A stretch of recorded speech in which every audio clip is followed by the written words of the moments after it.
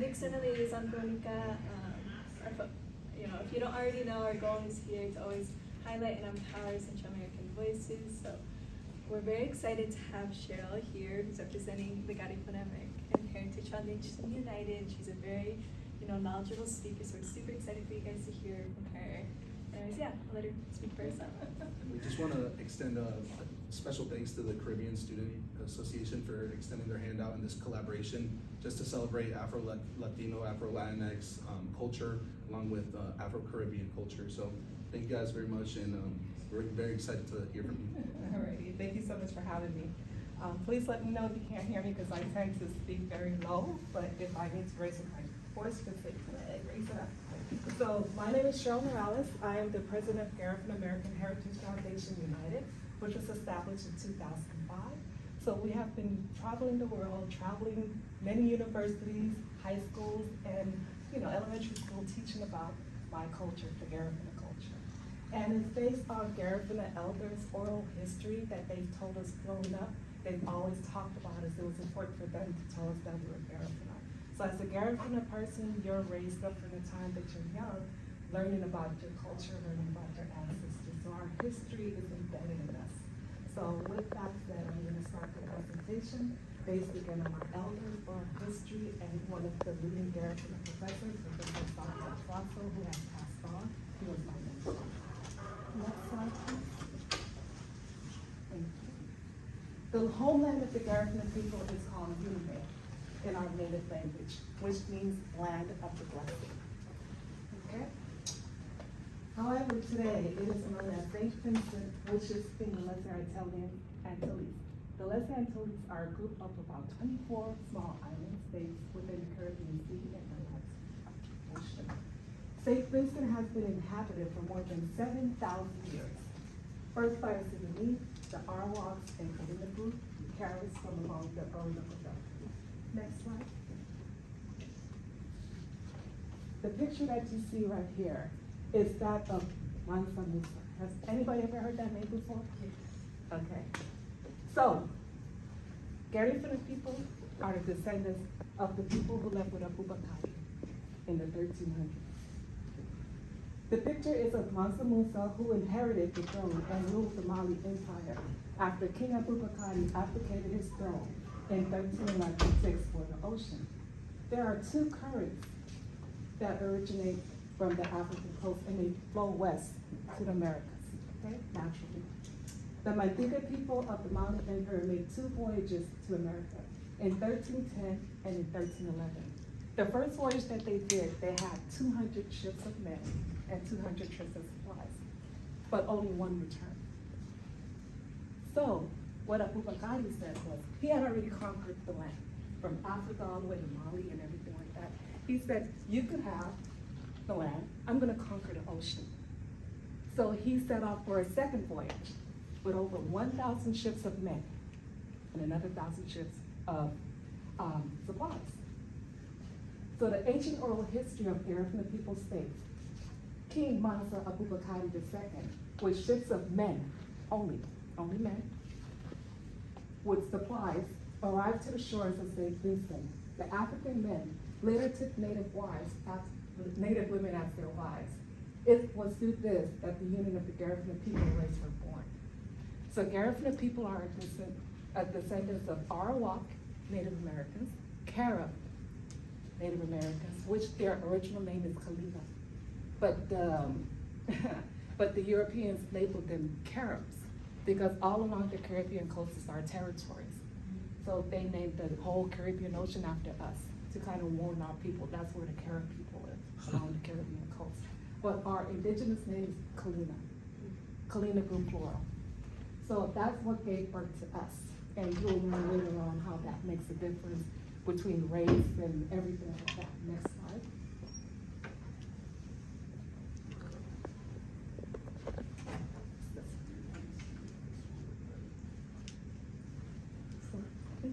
So these are the Garifuna people of today. This is our ancestors, that's what they look like. This gentleman over here is the current Garifuna chief of St. Vincent.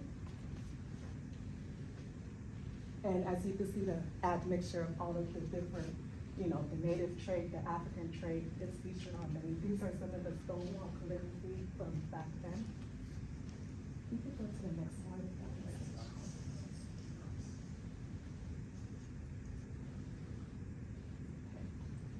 Hundreds of years later, the Europeans arrived and began to occupy the Carib territories.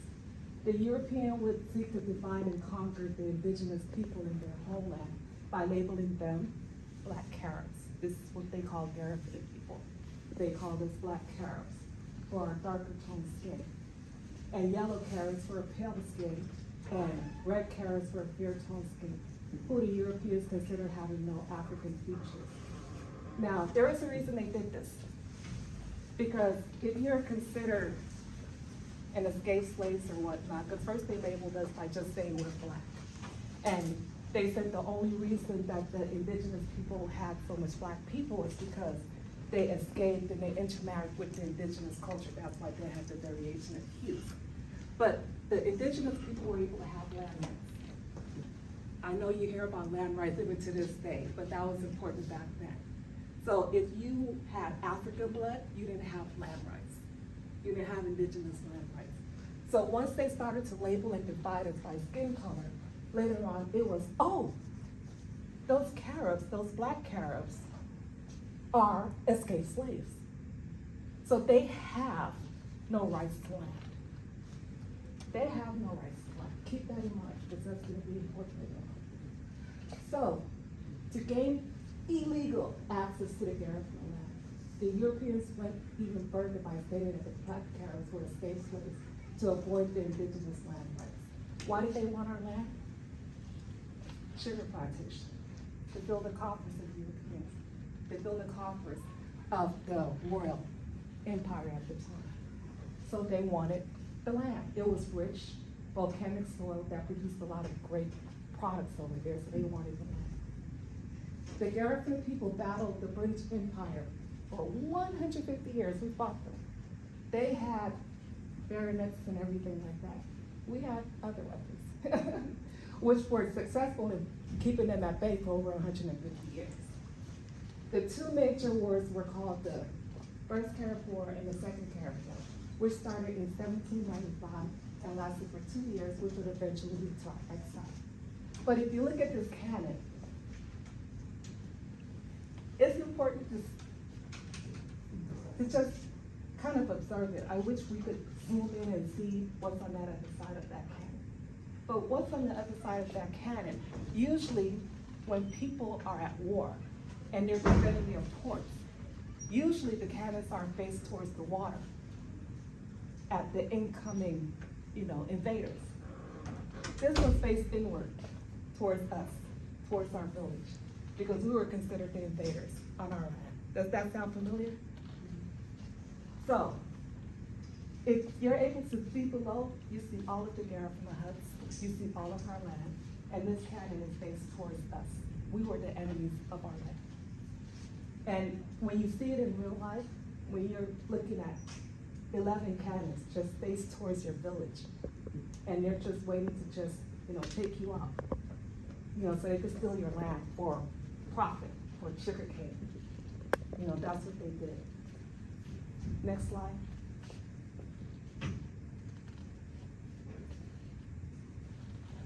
This is a portrait of signing of several treaties with the Europeans. Mind you,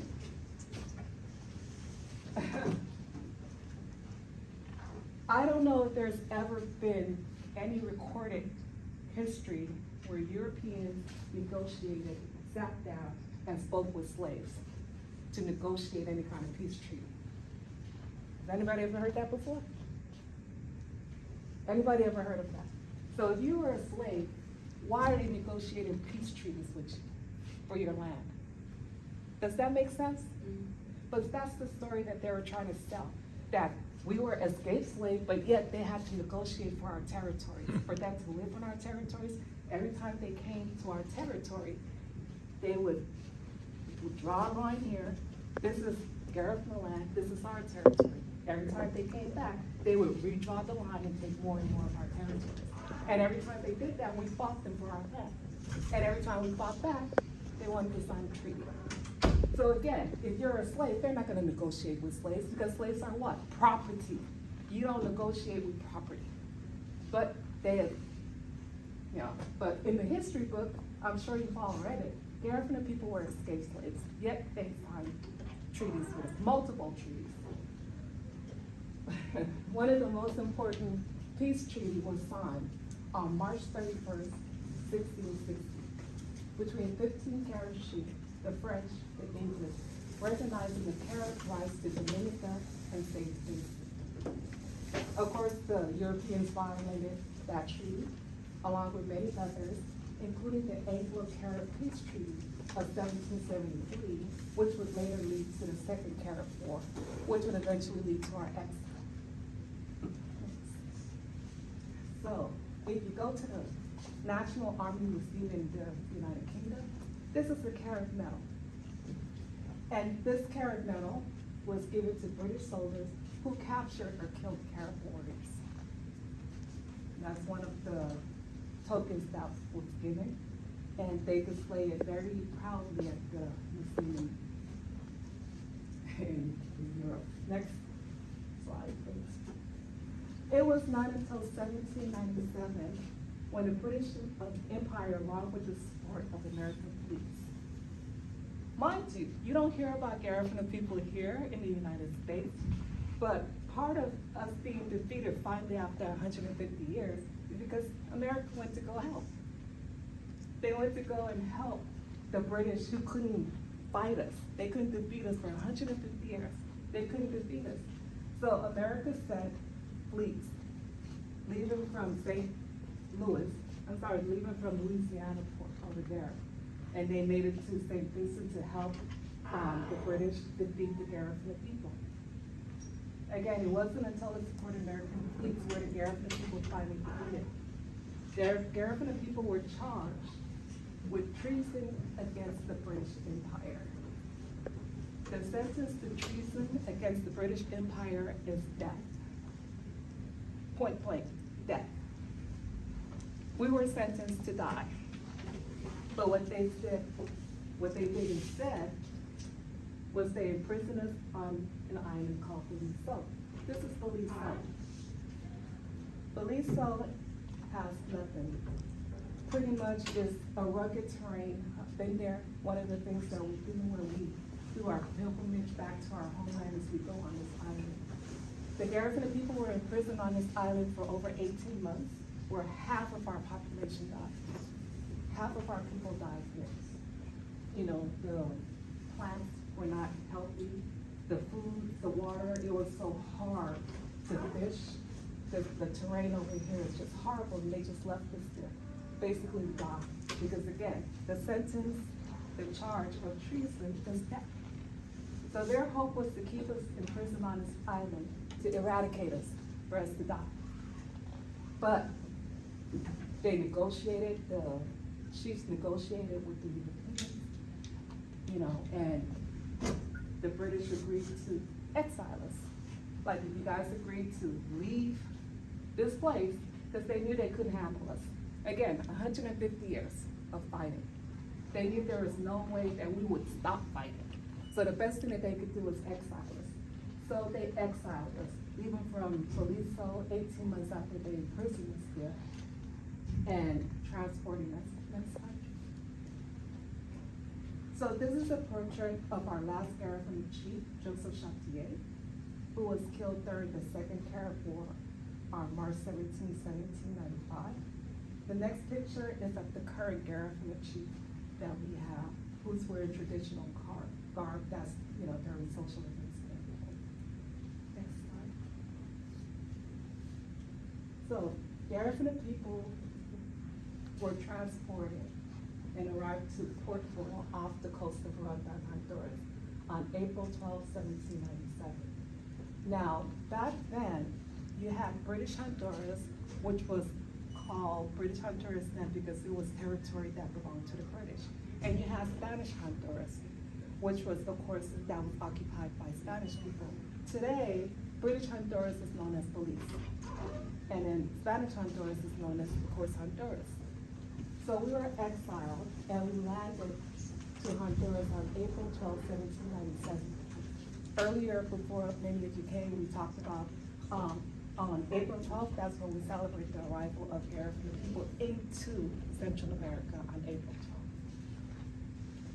12th. And after being exiled by the British from their homeland, the Garifuna people lived primarily in Honduras for over 30 years prior to venturing off to the other Central American countries. So when we landed to Honduras, we were again put on this island that looked similar to the one that I showed you, the prison island. It was barren, they didn't have anything there. So in order for us to get aid, seeds and food and stuff like that from the mainland, the Spanish government of Honduras wouldn't allow us, they wouldn't help us, they would rather see us dead than to help us because the British have told them so many stories about us being evil and being combative and all this negative stuff, all this propaganda. So in order for the British, the Spanish to allow us to get to the mainland, they're like, we'll let you guys come, but on one condition. So that condition was to have us baptized, to have the Garifuna people who wanted to come to the mainland to be baptized, and we were baptized and given Spanish surnames. So when you meet a Garifuna person in Central America, Guatemala, Honduras, Nicaragua, majority of them will have Spanish last name. You know, because Garifuna people never had surnames. Prior to us arriving to Central America, we didn't have surnames. But that was something that was assigned to us once we got here. And so when you see somebody that's like, oh, you have a Spanish last name, your master must have been a Spanish person. It's like, no, we have a Spanish name because we were forced into baptism, but you know, that's just the history of it. So Garifuna people, again, arrived to Honduras April 12, 1797. Garifuna later on ventured off, and they arrived to Guatemala around 1802 under the leadership of Marcos Sanchez Diaz. The first documented arrival of Garifuna people in Belize is 1804. And then later on, they migrated to Nicaragua. So in Guatemala, they celebrate Garifuna Settlement Day on November 26th. And in Belize and Nicaragua, they celebrate Garifuna Settlement Day on November 19th. Okay.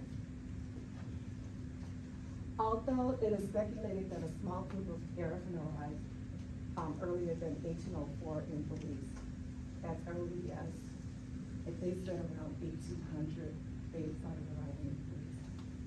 In 1832, a mass exodus of Garifuna people fled Honduras under the leadership of Elio. Garifuna people started to migrate to the United States in the early 1950s, working with the then United Fruit Company. They settled in New Orleans, made their way to New York, California, and later to other states. So, about this exodus, this mass exodus in 1832.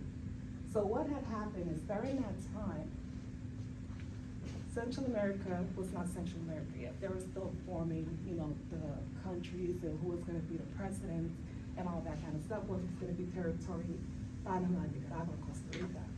So the Garifuna people were just kind of neutral. And of course, we were there prior to all of these battles for these states and countries and everything like that. So some Garifuna people, being the warriors that they are, took up arms against what would later on be the power to be. So when that government, who ultimately became the president of Guatemala and Honduras at the time, once they became in charge of that territory, they labeled Garifuna people as enemy of the country in Honduras. And of course, second time around, we were sentenced to death. So what they did is they went to several Garifuna villages throughout Honduras. Now keep in mind, there's over 54 Garifuna villages in Honduras. In Belize, they have 8 Garifuna territories. In Guatemala, they have 3. In Nicaragua, they have around 4. In St. Vincent, they have several Garifuna territories along the Caribbean coast over there. But some of them are considered Garifuna territory and some of them are not, so I'm not gonna say specific numbers. So what happened over here was they went to several Garifuna villages to assassinate them. Indiscriminately, men, women, children.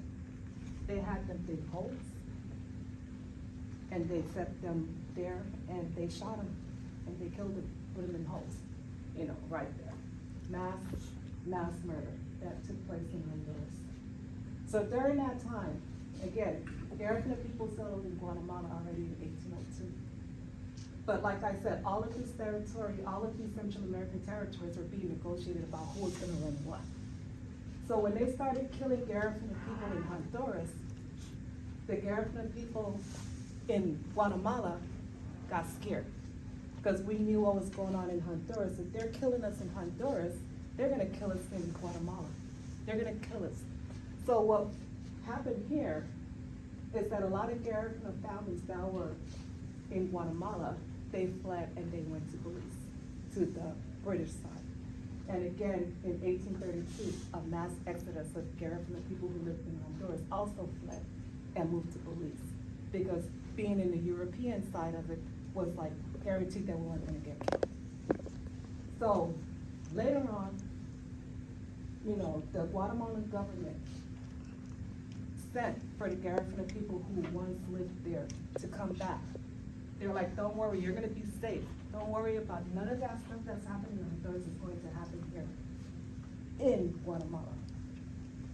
Guatemala, in all of Central America, is the only country that has Garifuna people embedded in their constitution. Embedded in their constitution as an indigenous people. Garifuna people in Guatemala are considered one of 4 indigenous people. Garifuna, Mayan, Zika, and Latinos. Embedded in their constitution. When they formed the country of Guatemala, were written in their constitution. And they protected us. Again, they went to the areas where Garifuna people fled, and they told us, you got this land.